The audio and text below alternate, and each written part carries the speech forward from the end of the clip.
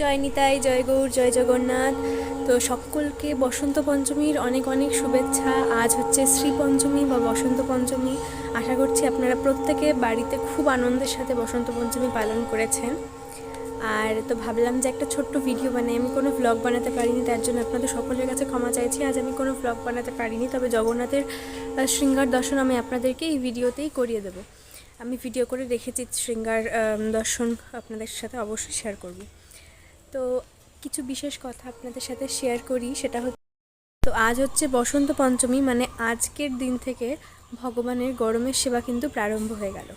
আমরা কার্তিক রাস পূর্ণিমার থেকে শীতের সেবা প্রারম্ভ করেছিলাম এবং সেটা বসন্ত পঞ্চমীর আগের দিন অবধি, অর্থাৎ গতকাল অবধি ছিল, এবং আজ থেকে ভগবানের গরমের সেবা প্রারম্ভ হয়ে যাবে। অর্থাৎ ভগবানকে যে আমরা শীতের পোশাক ধারণ করাতাম, সেগুলো আস্তে আস্তে আমরা সেগুলোর পরিবর্তে গরমের অনুকূল পোশাক, অর্থাৎ হালকা পাতলা পোশাক ধারণ করাবো। তারপর ভগবানকে আমরা যে শীতকালে ঈষৎ উষ্ণ গরম জল দিয়ে স্নান করাতাম, তার পরিবর্তে এখন আমরা নর্মাল যে জল টেম্পারেচারের সেটা দিয়ে স্নান করাবো। তারপরে ভগবানকে যে আমরা যে সমস্ত আতর ভগবানের সেবায় লাগতো, যেমন কেশর, হেনা, তার পরিবর্তে এখন গোলাপ, চন্দন, তারপর হচ্ছে বেলি, এই সমস্ত আতর লাগবে। ভগবানকে ফুল অর্পণ করা যাবে। এই শীতকালে কিন্তু ভগবানকে ফুল অর্পণ করা যেত না, যেহেতু ফুলের পাপড়ি খুব ঠান্ডা হয়, তো ভগবানের চরণে সেটা লাগলে ভগবানকে শীত প্রদান করবে।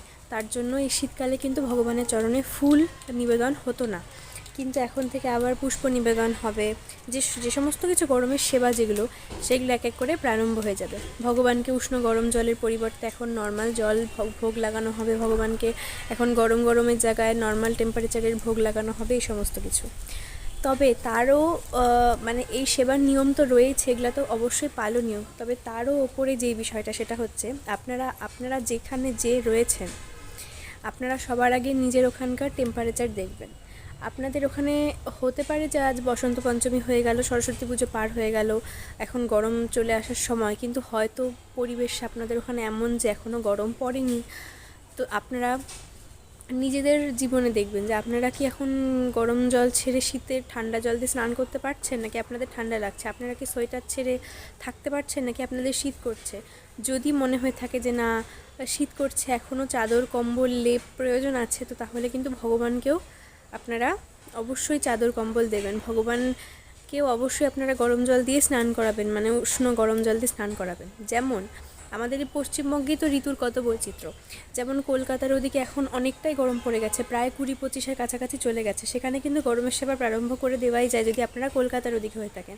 আর যদি এদিকে অর্থাৎ উত্তরবঙ্গের দিকে থেকে থাকেন, তাহলে কিন্তু আমাদের এখানে এখনও মানে ভালোই ঠান্ডা রয়েছে বলতে পারেন। 17-18 তো আছেই দিনের বেলা, রাত্রে তো 13-14তেও চলে যাচ্ছে টেম্পারেচার। তো আমরা কিন্তু এখনও শীতের সেবা বজায় রাখবো। তবে হ্যাঁ, আরতির ক্ষেত্রে যেমন শীতকালে চামর আরতি, ময়ূর পাখার আরতি বন্ধ ছিল এত কদিন, সেটা প্রারম্ভ হয়ে যাবে। হালকা করে ভগবানকে চামর আরতি, পাখার আরতি দেব। তবে আমরা কিন্তু এখনও গরম জলই দেব, এখনও গরম জল দিয়ে স্নান করাবো, আর এখনও ভগবানকে হালকা পাতলা শীতের পোশাক কিন্তু ধারণ করাবো, যেহেতু এখনও পুরোপুরি ঠান্ডা চলে যায়নি।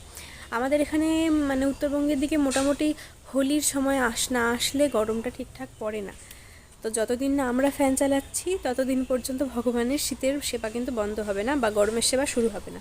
তো আপনারাও দেখে নেবেন আপনাদের ওখানে যেমন টেম্পারেচার থাকবে, আপনারা যেমন যেমন করছেন সেই অনুসারে ভগবানের সেবা দেবেন। এমন নয় যে বসন্ত পঞ্চমী চলে এলো জন্য এখন থেকে গরমের সেবা শুরু হয়ে গেল। এদিকে আমাদের নিজেদের ঠান্ডা লাগছে, কিন্তু ভগবানকে এদিকে আমরা ঠান্ডা জল দিয়ে স্নান করাচ্ছি, এগুলো কিন্তু নয়।